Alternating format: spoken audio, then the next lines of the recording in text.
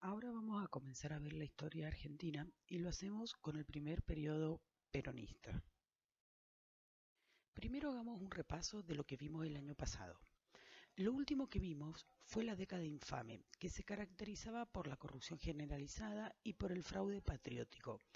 Era el fraude promovido por el gobierno diciendo que era para evitar que el país cayera en manos equivocadas que lo llevaría al caos. En el marco internacional encontramos la Segunda Guerra Mundial. Hacia 1941 hacen su entrada en la guerra la Unión Soviética y Estados Unidos. Y a partir de ese momento, Estados Unidos comienza a presionar para que los países americanos rompan relaciones con el eje. Argentina se va a negar argumentando que la neutralidad le permite negociar con uno y otro bando. Sin embargo, Castillo, el último presidente de la década infame, tenía la intención de romper con la neutralidad. Esta situación provocó el malestar de las Fuerzas Armadas, quienes realizan un golpe de Estado en 1943. Estos militares estaban agrupados en el GOU, Grupo de Oficiales Unidos. Dentro del GOU comienza a destacar la figura del coronel Juan Domingo Perón, un simple oficial, pero que cada vez va a ir adquiriendo mayor poder. Así llegó a acumular 8 cargos a la vez. Entre los más importantes está el de ministro de Guerra, cargo muy importante ya que estaba transcurriendo la Segunda Guerra Mundial, fue vicepresidente de la Nación y a la vez secretario de Trabajo y Previsión. Y va a ser desde esta secretaría en donde construye su futuro político. Primero, dio importantes medidas para los sectores obreros. Recordemos que con la industrialización por sustitución de importaciones, se habían instalado alrededor de las fábricas una gran cantidad de obreros, pero la situación social en la que vivían era pésima.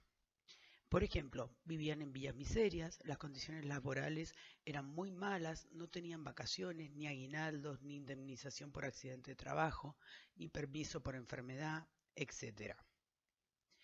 Perón comenzó a tomar medidas a su favor. Por ejemplo, dio las vacaciones pagas, estableció el estatuto del obrero rural, dio la indemnización por accidente de trabajo, entre otras medidas, lo que le valió tener un gran apoyo de la clase obrera y de los dirigentes gremiales. Pero, si bien había una gran necesidad de mejorar la situación de la clase obrera, Perón también usó esta necesidad para construir su base política, ya que vio que esta masa no tenía una representación política. Recordemos que la clase alta estaba representada por los partidos conservadores, la clase media por la Unión Cívica Radical, pero la clase obrera no tenía una representación política con la cual se identificara. Por otra parte, estas medidas fueron provocando malestar en los empresarios, ya que vieron disminuidas sus ganancias porque ellos tuvieron que costear estas medidas. También el creciente poder que va a ir obteniendo Perón provoca malestar en sectores de las Fuerzas Armadas, sobre todo la Marina, ya que tradicionalmente estaba compuesta por la clase alta. Todo esto llevó a que el presidente Farrell le pida la renuncia a Perón a todos sus cargos, lo que Perón hizo. Pero justo después de haber renunciado, dio un discurso por radio. Recuerden que no hay televisor. El medio de comunicación masivo era la radio o el diario. En ese discurso, Perón habla de que había renunciado y todo lo que había hecho por los trabajadores rogaba que siguiera en pie. Desde el gobierno se entendió este discurso como que Perón buscaba levantar al pueblo, lo que en parte era verdad. Y Perón fue arrestado. Pero esta situación empeoró ya que derivó en el famoso 17 de octubre. El 17 de octubre, mucho más tarde conocido como el Día de la Lealtad, una gran cantidad de obreros de la mayoría de las fábricas abandonan sus puestos de trabajo y se dirigen a la Plaza de Mayo pidiendo por la libertad de Perón. En parte fue una manifestación espontánea y también en parte fue promovida por Eva Duarte y hombres de Perón. Pero lo importante de esa manifestación fue que por primera vez una gran masa de obreros toman la Plaza de Mayo. Es de esta manifestación que surge el término descamisados, muy utilizados por Eva Duarte. En la época era común que para ir al centro las personas se arreglaran. Por ejemplo, los hombres iban de traje y corbata. Pero estas personas venían de la fábrica y por ende no traían corbata y las camisas estaban desabrochadas en la parte superior. De allí el término que son descamisados. Esta manifestación logra la liberación de Perón y al gobierno militar no le quedó más que convocar a elecciones para febrero de 1946. En esas elecciones se presenta la Unión Democrática, que representaba a la oligarquía, y la Alianza Peronista, con la fórmula Perón-Quijano. Quijano venía de la Unión Cívica Radical.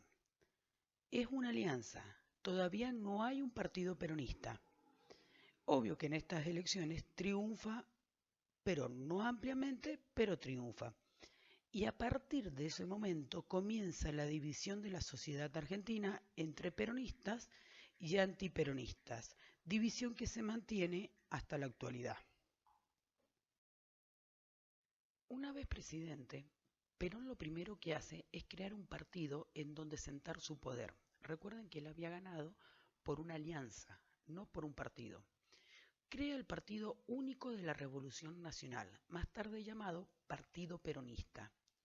Perón organiza este partido en forma vertical, de modo tal que la última decisión siempre estuviera en sus manos. El Partido Peronista va a tener en un principio tres ramas: la rama política, la femenina y la sindical. Y mucho más tarde, ya con Perón en el exilio, va a aparecer la rama de la juventud. También se dan los símbolos del peronismo, como el escudo, la marcha peronista, y Perón dicta las 20 verdades del peronismo, en donde queda establecida la doctrina peronista. Esta doctrina era el justicialismo o tercera posición, es decir, Perón afirmaba que el justicialismo era la doctrina superadora entre el capitalismo y el comunismo. Veamos la primera presidencia de Perón, que se desarrolla entre 1946 y 1952. En cuanto a la política interna, se continuaron con las medidas sociales. Se ampliaron las jubilaciones, se construyeron escuelas, numerosos barrios para obreros, recordar que vivían en malas condiciones. Se construyeron hospitales, se entregaban juguetes a los niños. Tenemos que tener en cuenta que los juguetes eran un artículo de lujo y la mayoría de los obreros, antes del gobierno peronista, les era imposible comprarlos. Incluso para Navidad se repartían sidras y pan dulce con la cara de Eva y Perón.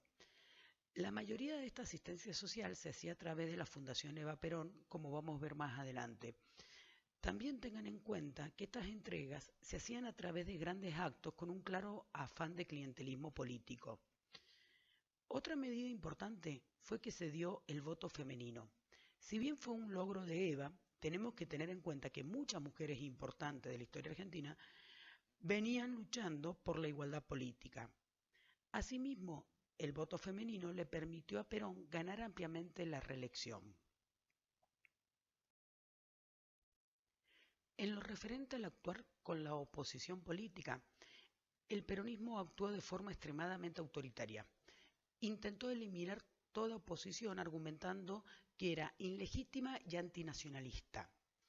Entre las medidas que tomó el peronismo podemos mencionar la renovación total de la Corte Suprema con jueces adictos al peronismo, se despidieron a profesores universitarios que no eran peronistas, las provincias no gobernadas por el peronismo fueron intervenidas, muchos artistas y hombres de letras contrarios al peronismo tuvieron que exiliarse, por ejemplo, Jorge Luis Borges.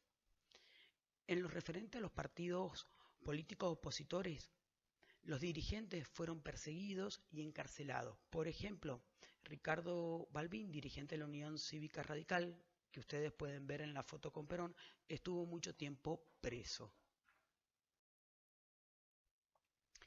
También el peronismo va a tener un fuerte control sobre los medios de comunicación. Se quería controlar toda la información e impedir cualquier noticia opositora.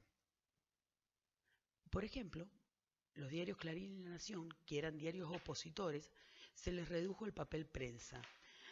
Para que entiendan, la fábrica de papel prensa, es decir, la fábrica de papel de diario, fue expropiada por el Estado y el gobierno decidía qué cantidad le daba a cada diario.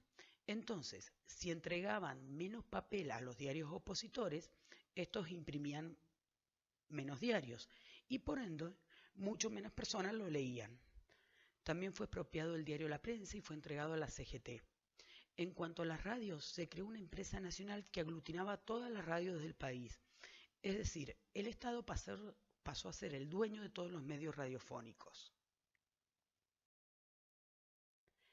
Entonces, la política interna del peronismo se caracterizó por la ampliación de las reformas sociales, lo que demuestra que el peronismo fue una expresión del estado de bienestar, por el voto femenino, pero también por el excesivo control sobre la oposición política. Por un lado, el control que se le hacían a los partidos políticos, en donde los opositores eran perseguidos y encarcelados, y por el otro, el gran control que tuvo el Estado sobre los medios de comunicación, impidiendo cualquier noticia en contra del peronismo. Por favor, no se olviden de leer en las actividades la política exterior del peronismo.